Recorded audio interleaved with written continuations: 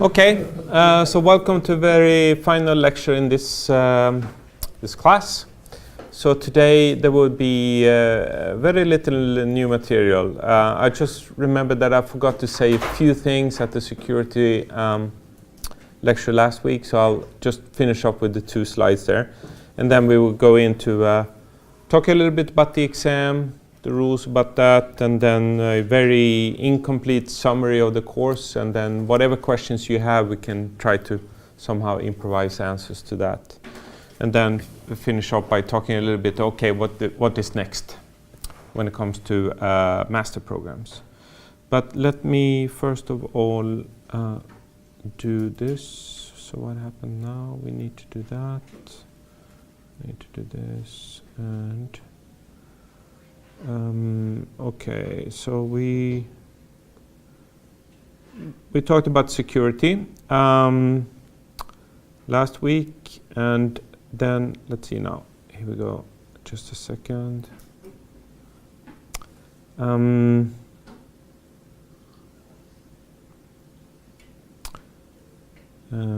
Yes. Okay.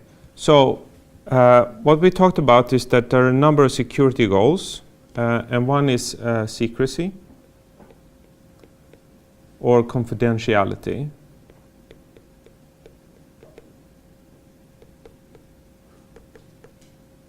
Okay, and this means that there are 2 parties communicating, and then a third party listening in on that conversation should not be able to decode any data payload that goes between these 2 parties. So that's typical what you think about, the first thing one think about when it comes to security. Integrity, and by the way, this is called privacy in the book, but nowadays privacy has a different meaning. Privacy is more like protection of personal data. So then if one wants to, the more modern term would be secrecy or confidentiality. Anyways, in addition to confidentiality, we can also request integrity, and that means that if I transmit, that is, data goes from one party to another party, and the third party is in the middle and can tamper with the message. So it's an active attacker. And then a person in the middle, or also known as the man in the middle, should not be able to fake a message. That is, to forge a message such that the receiver is tricked to believe that this is a valid packet from the transmitter. Okay. So that's integrity. Authenticity, that is to say that a message that comes into a receiver, one can look at the signature and verify that the signature is correct, meaning that we can verify that this message was indeed from a certain person. So if I had a secret key or a certificate, I can sign my message using my key, and then the receiver can verify that that is actually from me. Okay. So what we typically want in modern on the internet, we would like to have confidentiality and integrity always, right? Especially when I would like to communicate with my bank, for instance. I would like the bank to understand, or nobody should be able to listen into what I do with my bank, and they should not be able to tamper with the messages I send to the bank. You know, tamper with my messages to the bank might be very bad. We could change, pay out money to that person rather than the person I wanted, or the wrong amount or something like that. Authenticity is something we also typically would like to have. Now, that is in the bank problem. There are 2 things that needs to be authenticated. When I open up my browser, I would like to know that I'm actually talking to my bank's web browser and nobody else. So the bank needs to verify to me that this website is indeed the website of the bank. And if you know in the web browser you see this a small icon as like a lock or something like that, or sometimes it says secure. And that means that your web browser have done authentication of the web server. So the web server has provided the web browser with some information, a signature and things like this, and then the web browser can check this with a certain procedure and can verify, okay, this is indeed the bank web browser and nobody else's. Okay. And the second thing we need to do, of course, is that the bank web server would like to authenticate me, right? Am I the right person to talk to this? And I do that through some clumsy method like a bank ID or some secret code or passwords or something like that. That's a part of the authentication procedure. So typically on the internet today, web servers and so forth are authenticated. They have signatures, but private people typically don't have signatures because they are too expensive, maybe. And so anyways, so this security, where in the protocol stack should we have security? Well, if we look at the protocol stack here, and then we have then the application layer, say, we have the transport layer, and then network layer, link layer, and say some physical layer like this. Okay. So where should we implement security? Well, actually we can implement security in different layers. If we use Wi-Fi, for instance, Wi-Fi uses some type of security, typically WPA2, okay? And that protects the data that goes from the ingress of the link layer to the outcoming data that goes from the link layer at one of the end nodes. But this is not end-to-end protocol. It only secures the Wi-Fi link. Okay? So it only secures the Wi-Fi link. But after the Wi-Fi link, there might be going into, say that this is your laptop, right? And here's the Wi-Fi access point. And then typically it goes through the internet to some other host at the end where we have all these layers, including the app and transport layer like this. Okay, so what we would like to do is to secure data going all the way up to the application layer from the application layer here. Right? So this is typically what we would like to secure. With Wi-Fi, we secure the path from here to here, but nothing else, okay, with this WPA2. Okay, and this is still valid, still needed because there might be a lot of eavesdroppers or things working on the wireless medium in an access point. They might phishing for passwords or whatever, right? But even if you use this, if WPA2 is in effect, that does not necessarily secure the data from the application layer to the receiver application layer. So what is typically used in these cases is this TLS, transport layer security, and that secures from this point to this point, end-to-end security. Okay. So TLS is that small thing you see, part of the lock in your browser that show that the information is going securely between you and the web browser. Okay. Questions on this?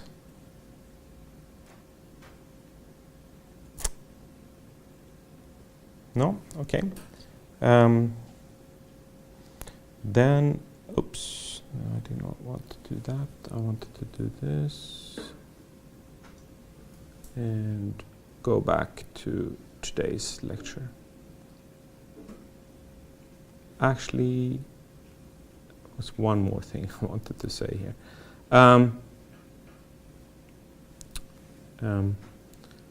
So this is about the security. But at the end of the day, the biggest problem with security is the humans. And the reason for this is that no security technology is ever secure if it's not used in the proper way. Okay, so one can misconfigure security, one can use the wrong type of security things and so forth. So when building a system and you would like to add security to it, don't do it yourself. Get an expert to do that for you. That's if you're not an expert, obviously, right? But there are too many homegrown security solutions that are badly flawed that's been used throughout history. Yeah, so for instance, in the beginning of Wi-Fi, there was a security called WEP, that stands for Wireless Equivalent Privacy. It doesn't matter what it stands for. It's badly flawed, so it's been cracked, right? So that was a typical problem that, you know, people that didn't know what they were doing tried to do security. And then things have evolved from this, and then it became WPA2, which is much better. But what do you know? It was also cracked the other year, to some extent, not as badly as WEP. But anyways, leave security to the experts. That's the advice. And then the other problem is, of course, and you know this, is by user mistakes and carelessness, right? You get phishing emails asking you for your login for Charm Systems, for instance, right? On a regular basis. I do, at least. And I won't name names here, but there was a PhD student in my group that actually did this. And he's a smart guy, right? I don't know what, and he said, I cannot explain it. I just did it. You know, it looked legit, and I just did it, right? You know, so people are people, right? You mean that he sent the phishing email or answered the phishing No, he answered the phishing email and logged on to this website and gave out his credentials, right? Oh, so this is my CID and this is my password. And then when he did that, he said, like, maybe this was not so smart. And then he contacted the IT security, and they said, yeah, don't worry, these are probably harmless emails. Yeah, but I logged on to the site. You did what? And then it was a big fuss for a while, but they managed to shut it down pretty quickly, right? Change the passwords and so forth, right? Yeah. Anyway, so I mean, I can understand my grandmother doing this, right? But sometimes also your PhD students do this. And then, of course, weak passwords. Summer 1, summer 2, summer 2017. All these things, very easy to crack. And then, of course, there are bugs in all implementations. So security is not perfect. Okay, so that was upbeat. One should build security in layers, right? Not just rely on one thing, do it in layers. So if something is broken in the middle, it might not be disastrous. That's another principle. It could be good to have. Okay, but going back to the review or the final lecture here, there is an exam. It's an exam next week. And I showed this material before, but let me try to stress that. I'd like to focus on, when I design the exams, on understanding rather than memorization. Having said that, there are a few things that could be good to just know, right, in your head. And if you have a hard time remembering stuff, you can bring your own handwritten notes on both pages of an A4. So you take your A4, blank A4, and you write stuff on it. You can write anything you like.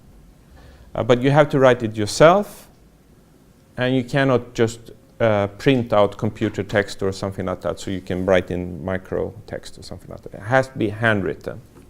Okay? No photocopies or other student notes are allowed. Yes, sir? If I write something by hand and then I scan it in and print it back out again, is that fine? I think so, as long as you can prove it's your own, so you don't use your buddies, right? Yeah. Also that I avoid smudges. Yeah, I understand. Yeah. Sure, that's fine. That's fine. You can also bring your Chalmers approved calculator. Do you guys have that? Good. Nothing really advanced is needed on the exam, but it's good, multiplying numbers, square roots, and things like that. You can bring your mathematics handbook if you have one. Could be good sometimes. Exam questions will be in English. You can answer in Swedish, that's okay. But Shuaib would be happy if you answer in English, because he's going to do the grading. So I cannot guarantee what he would grade if you... No, I'm sorry. If you write in Swedish, of course, I would do the grading. But if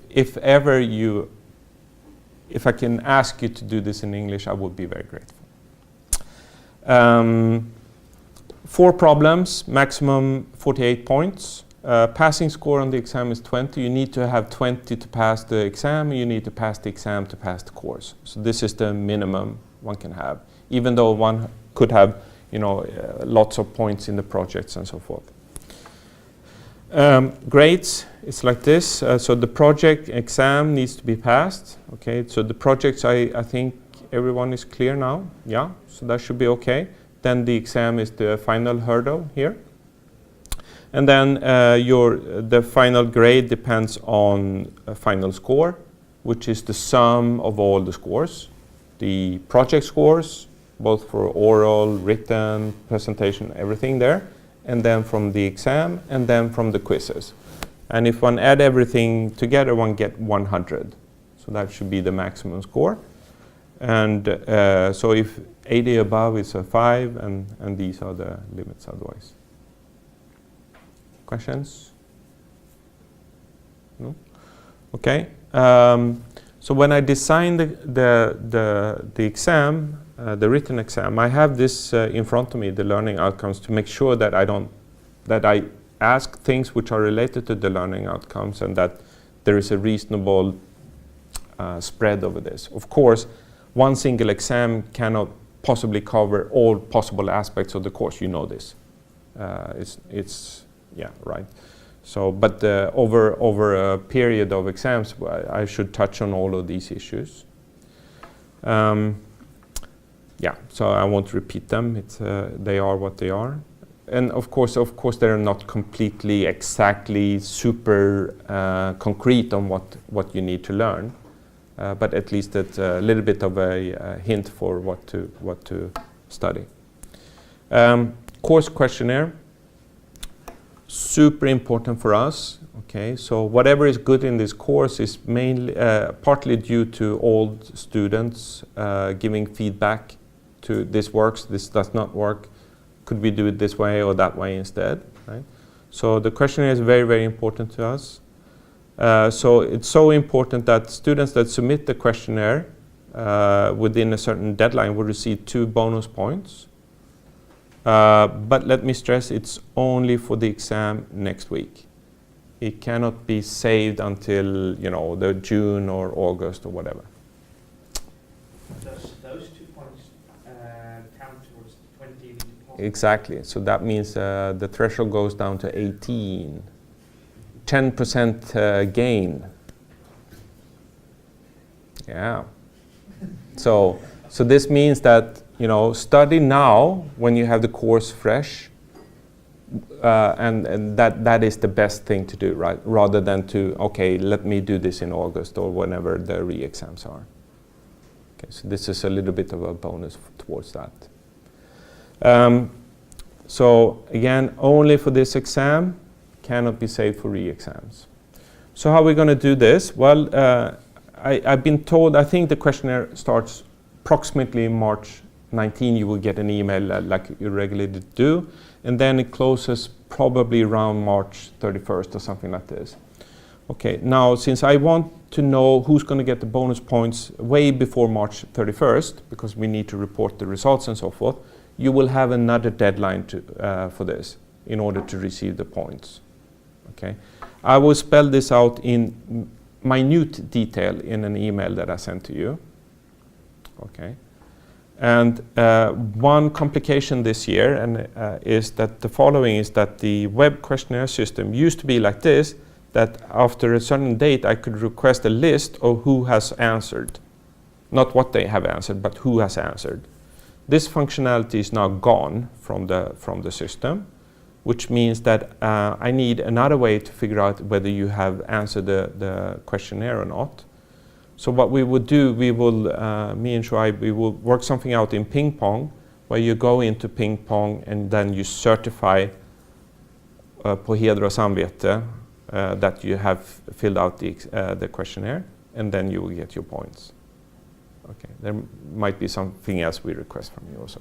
Will you be able to check how many have answered the questionnaire contra the people I have done it? Yeah, exactly. So my only checksum here is that I can see how many has answered at the end of the questionnaire and then correlate that with the number I have in ping pong.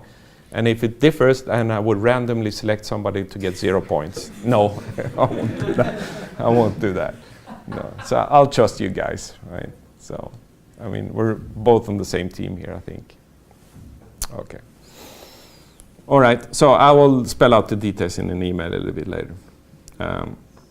Okay, so let's move into a very brief review of the course. So if you haven't seen this before, don't think that you would understand anything from this. I'm just trying to, pinpoint a few things which I think are the very most important things. But for sure, there could be things which are on these slides. Or which are not on these slides that might pop up on an exam, right? So it's not a definition of the course now.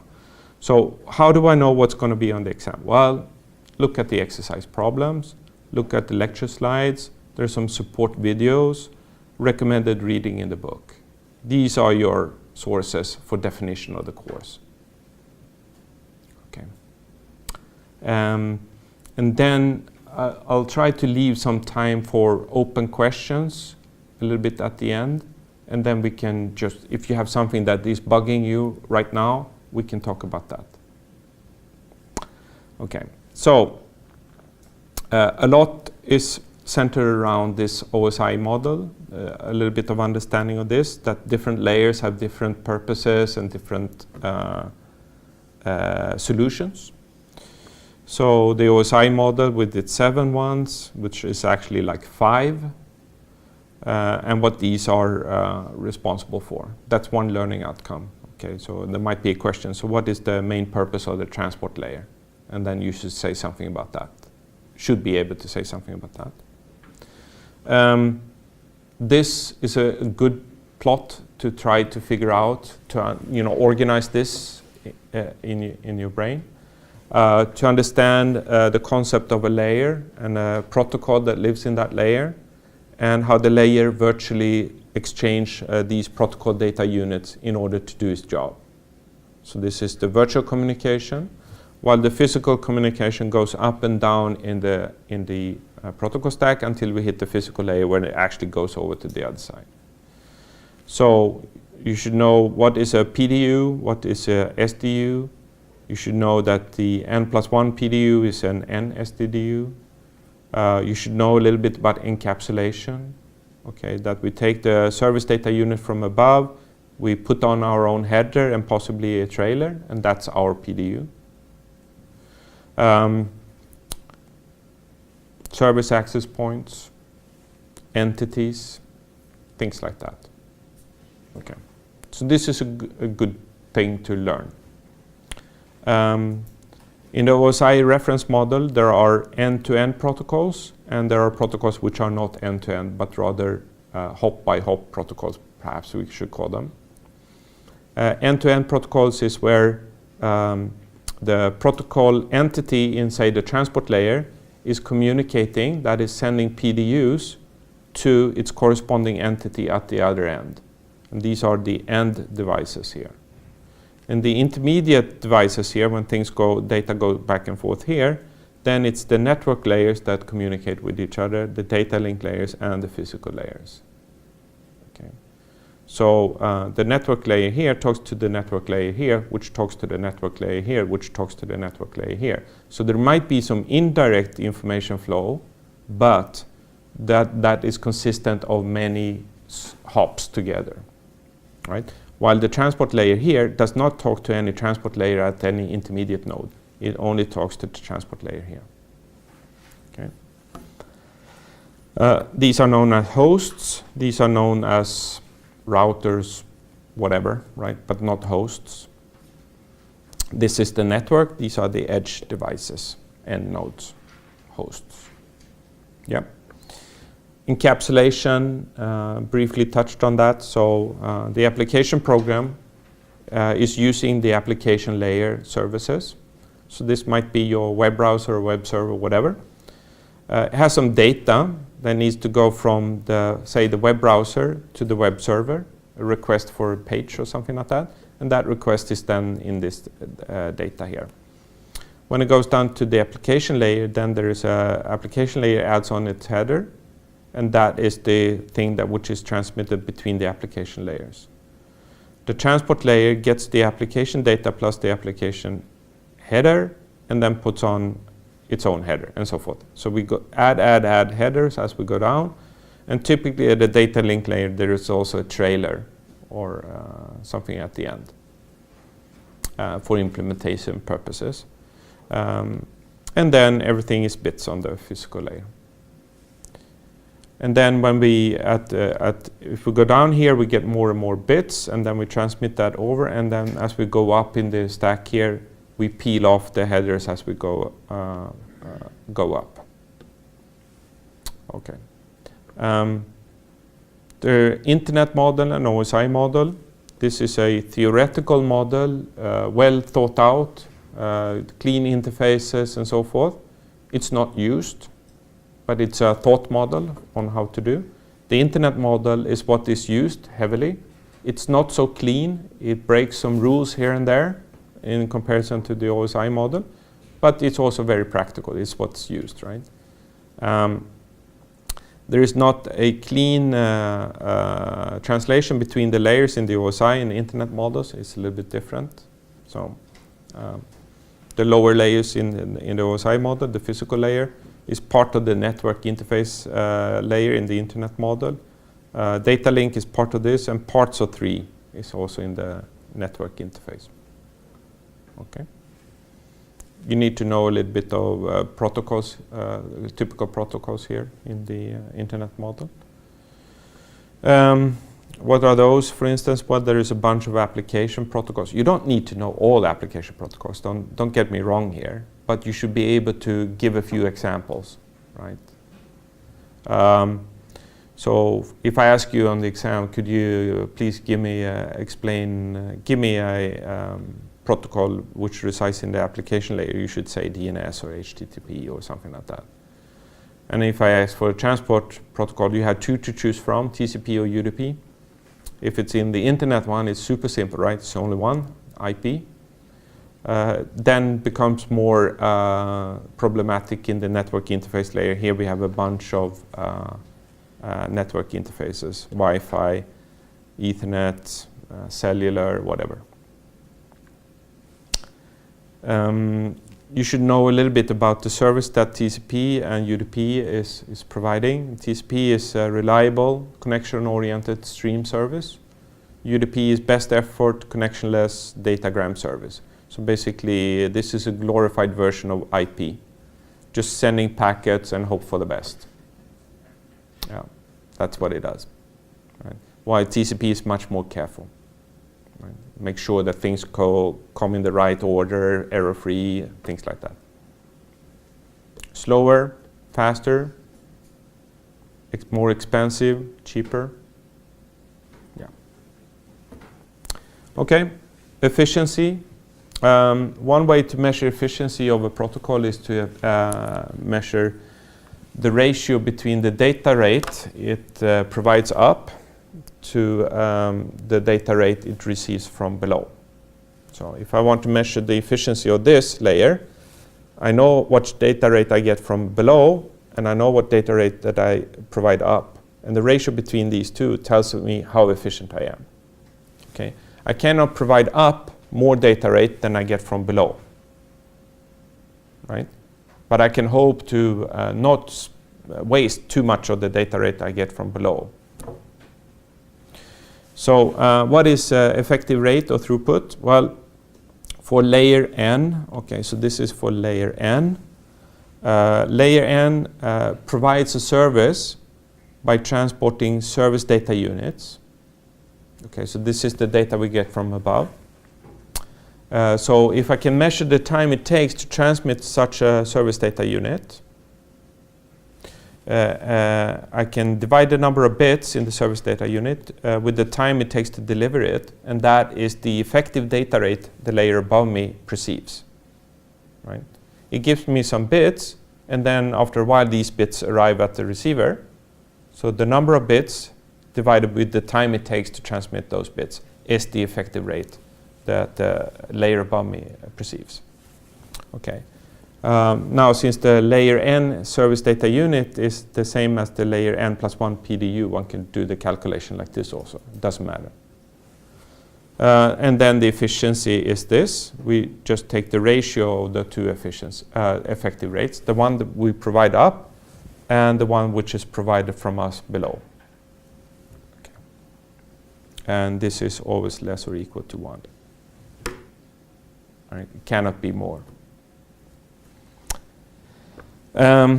Shannon's communication model is also part of the learning outcomes.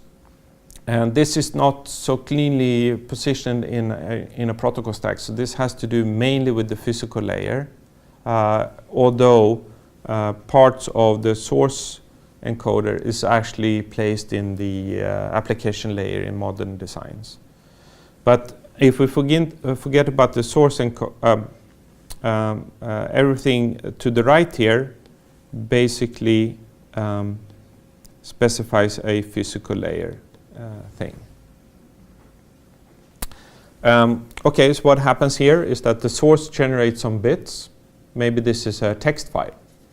Okay. First thing the transmitter does is to compress this using, I don't know, WinZip or something like that, or your favorite compressing program. And then we get fewer bits here. These bits are very valuable. Okay, so we want to protect them when going over the channel, which is going to cause errors. The channel is going to cause errors, we know that. So we want to protect these bits. So we feed them through a channel encoder. And this channel encoder is responsible for putting in extra control bits, parity bits, if you want to do, think of it like that, such that the channel decoder at the receiver side will be able to figure out if there are any errors in this stream of bits and then correct them, as many as possible. So this one does not do error detection, it does error correction. Okay. Error correction. Okay. So we have bits here and we have bits here. Okay. And then these bits needs to be modulated, that is to be converted into a waveform which is suitable for transmission over the channel. So we know we can do this with PAM or QAM and many other methods. And with PAM and QAM is what we have been talking about in this course. By the way, we haven't really talked about any of those, so don't worry, I'm not going to ask you details about those. But you need to know the functionality, what they're supposed to do, error correction. All right, demodulation is that take a waveform, figure out the bits, and hopefully these bits, the bits we have here, are the same as we have up here. Typically that is not the case, so there will be some errors, and these errors are then to be fixed by the channel decoder to the best of its ability. And then we have some bits here, where if there are certain bits in error here, we hope that these are cleaned up here. Might not be the case, might be a few remaining ones, but maybe they are so few that they don't matter, but typically they do. Right? So we probably want to go from errors here to 0 errors if possible. If that is not possible, then this is taken care of later on with some error detection scheme, which basically throws away the bad information. Okay, and then the source decoder, what does it do? Well, it basically to unzip. If this was zipping, then this is unzipping. So your bits then becomes a text file here. Or it could be like a photo, raw photo, and then it's a JPEG encoder and a JPEG decoder to visualize that on your screen. Okay. Great. We carry on. Pulse amplitude modulation is like the workhorse for modulation, so you need to know a little bit about this. The process is to take bits and then produce a signal. You start by taking the bits, producing amplitudes. A certain number of bits are represented per amplitude. and each amplitude is then multiplied with the pulse shape to form a train of pulses, and this is the transmitted signal. These pulses are transmitted once every t seconds, which means that the symbol rate is 1 over t. The bit rate, RB, depends on how many bits we transmit per symbol. We transmit log 2m bits per symbol, and therefore the bit rate is log 2m times 1 over t. Okay, or log 2m divided by t. So the bit rate, from this we know that it's bigger or equal to the symbol rate. Okay. So bits, we talked about bit rate, amplitudes or symbols. Symbol alphabet, these are the possible amplitudes that AK can take on. Okay, so it's a finite set of amplitudes. We need m of those. M is the number of symbol alternatives, and the log 2 of m is the number of bits per symbol. Okay, so if we have 16 amplitudes, we have 4 bits per symbol. If we have 8 amplitudes, we have 3 bits per symbol, and so forth. GT here is the pulse shape here, and it's super important to control intersymbol interference and spectrum of the transmitted signal. So intersymbol interference, what is that? Well, if we had the same transmitter as we had on the previous slide, we have then a pulse amplitude modulated signal here. This gets transmitted over the channel where some noise is added, and then we get the received signal. In the receiver, we almost always do this. We filter the received signal, and then we get an output, and then we sample that, and we sample that at symbol rate. So one sample every t seconds. So ideally, we would like YK, the sample here, to be equal to AK. So that's the ideal case. Okay. This would never be the case when the noise is non-zero, but if we set the noise to 0 and YK is equal to AK, or actually some scaled version of AK, say 3 times AK, doesn't really matter. The scaling factor is not important, but at least that YK is a scaled version of, YK is some scaled version of AK, then we have intersymbol interference-free transmission. And this is something highly desirable, so that's typical design goal that we have.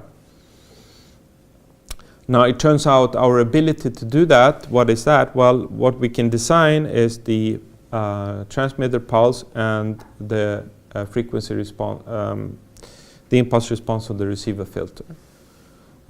It turns out that if G of t is band limited, it has bandwidth W, then if the symbol rate is above twice the bandwidth, then it's not possible to do intersymbol interference-free transmission. If the symbol rate is exactly twice the bandwidth, then it's possible, but only with a very particular choice of the convolution between G and F. Namely, when G and F, when we convolve it, is a sync. This special sync, by the way, where T here is the time between symbols. Okay. If the symbol rate is less than twice the bandwidth, then we have many choices of G and F to make this work. We should remember, however, that if we have a pulse G which has support less than t seconds, support, we can think of that as the pulse duration. If we have that with something in less than t seconds, we can always do intersymbol interference transmission if f of t also have a support less than equal to t. Okay. This, however, is not in conflict with this statement, because here, if g of t is time limited, it cannot be band limited. Okay. So here is when it's band limited, and here is when it's time limited. And these are mutually exclusive from each other. Okay. You can only have one. Okay, and then there is the Nyquist criterion, which is underlying this theory. And I didn't show the equations here, but maybe you want to have a look at those also. White Gaussian noise is this noise process, how to model that. Typically we model that as a random, zero mean random process with a certain autocorrelation, where the autocorrelation is a scaled version of a delta pulse. Okay, and this delta pulse is a very, very high, infinitely thin pulse. So it's not something which is equal to 1 when tau is equal to 0. It's actually infinite when tau is equal to 0. Anyway, so this is the autocorrelation function, and if it's which is really bad noise, really horrible noise, worst we can think of in some sense. However, if we filter it, it's more well behaved. And that's the reason why we do filtering at the receiver. So the noise that comes in here gets filtered and then manageable here. It's not manageable here, but here it becomes manageable. So when we filter white noise, N of t, with some impulse response H of t, we get another waveform W of t. It turns out that this is also a Gaussian random process. But the variance of it has now gone down from infinity to this sigma squared w, where sigma squared w is n naught over 2, the scaling factor in front of infinity here. So scaled infinity, yeah, it has a meaning actually, even though it sounds ridiculous, but it has a meaning. So the variance of the filtered noise is the n naught over 2, which is this variable, times the energy of the impulse response. Or in the, if we spell it out, it's like this. Okay, this is good because then we can start to compute symbol error and bit error probabilities. For PAM, the transmitted energy per symbol with equally likely independent transmitted bits, pulse shape H, and transmitted symbols in this alphabet here. The energy per symbol is the energy per the pulse, EH, times the energy for the constellation. Okay, so EH is this integral, energy for the pulse shape. EA is the expected value or the square of the amplitude, which if we have independent and equally likely transmitted bits, it's this expression. So it's the average of the squared amplitudes in the signal constellation. So it's very simple to calculate this. Once we have ES, we can say something about the transmitted power. So the power is energy divided by time. So now we have some energy, so we need to divide it with the appropriate time to get a power.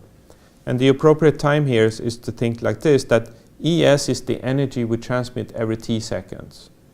So the transmitter needs to push out ES every t seconds. ES, ES, ES, ES. Okay, so how much power does it need? ES divided by t. Okay, so that's the power. Or we can write it as ES times RS with the symbol rate, because 1 over t is the symbol rate. Or we can write it as EB, the energy per bit, multiplied with the bit rate. So EB is the average energy per bit, and we simply get that as the energy per symbol divided by the number of bits we have per symbol, which is log 2 of m, like this. And since we know that the bit rate is this, this equality follows immediately. Okay, so there's nothing magical about this. At the end of the day, we are more concerned about the bit rate than the symbol rate. Right? Because the bit rate tells us how fast we are transmitting information. So, okay. Then Q functions. What are those? They are used to basically they are measuring the probability for Gaussian random variables. In particular, if we want to calculate this probability that Gaussian random variable with mean mu and variance sigma square is greater than some constant z, then it's this, we can do that with the Q function. So we take z, the value, the threshold here, we subtract off the mean and divide by the standard deviation. So note here, no square. Okay, That's a rookie mistake to put in the square in the denominator. So don't do that. You're no longer rookies. Okay, so and the Q function itself is basically the tail of a Gaussian. So if you have the Gaussian bell shape like this, then it's the probability that we exceed a certain number here. So if this is x, then the area here, area is the is q of x, like this. Okay, so it's the tail of a Gaussian function. So why is this important? Well, if we want to calculate the symbol error probability for PAM over this Gaussian channel, then it's like this. Okay, and it depends on three things: M, ES, and N naught. Okay, so these are the three things. And typically, ES over N naught is turns out to be something that pops up in all these error formulas, more or less. So sometimes this is known as the SNR. So this is the SNR per symbol.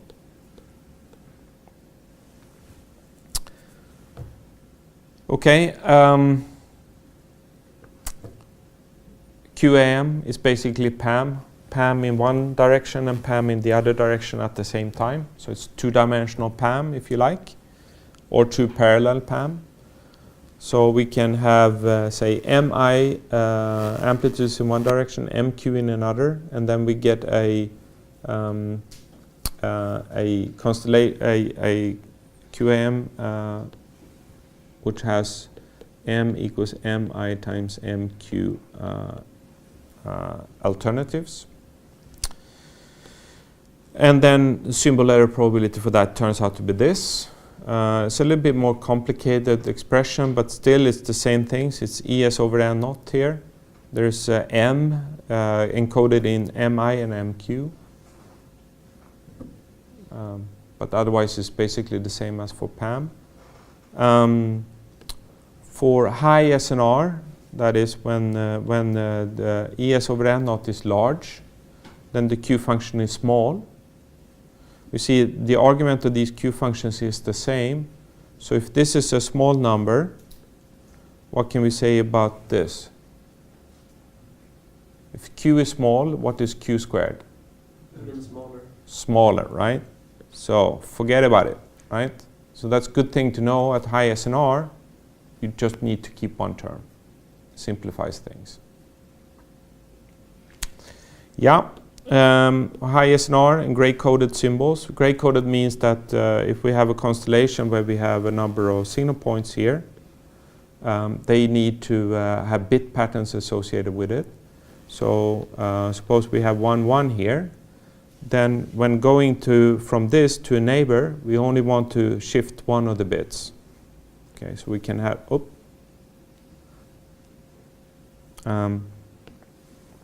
so if I want to go there, maybe I keep the first one, 1, and then this could be 0.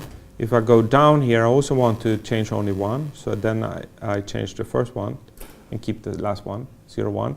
And then it's pretty clear that we have 0, 0 here. So if we go from one to the other, we see that only one bit position changes. And this generalizes to any square constellation that you can think of. So you can go one step to the right, to the left, up or down, and you can only flip one bit. That's called the gray code. If you do that, and then at high SNR, then the bit error probability is related to the symbol error probability as PE divided by log 2 of M. And that's a good approximation. Nobody stops me. You have so much fun, perhaps. Okay, so let's take 15 minutes.